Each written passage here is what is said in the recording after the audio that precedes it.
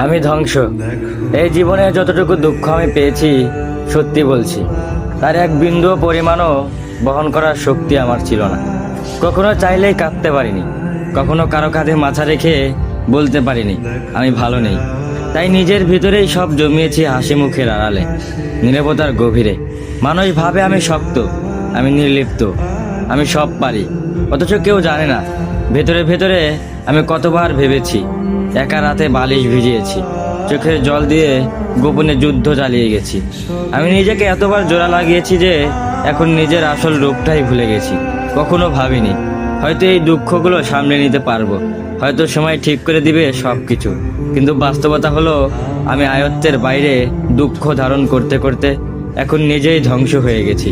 এখন মনে হয় আমি নেই, আমি কেবল এক ভাঙা মানুষ, যার ভিতরে অনেক কথা জমে আছে কিন্তু শোনার কেউ নেই। সবাই বলে খারাপ সময় সবসময় থাকে না, সময় ভালো হয়ে যাবে, কিন্তু কেউ বোঝে না সময় শুধু ক্ষত তৈরি করে, সেগুলো শুকায় না। আমি এখন কেবল একটু নীরবতা, মুখে হাসি, চোখে অন্ধকার আর মনে একরাশ দুঃখের বোঝা নিয়ে প্রতিদিন বেঁচে থাকার অভিনয় করে যাই। আমি ধ্বংস হয়েছি, তবু মুখে বলি আমি ভালো আছি।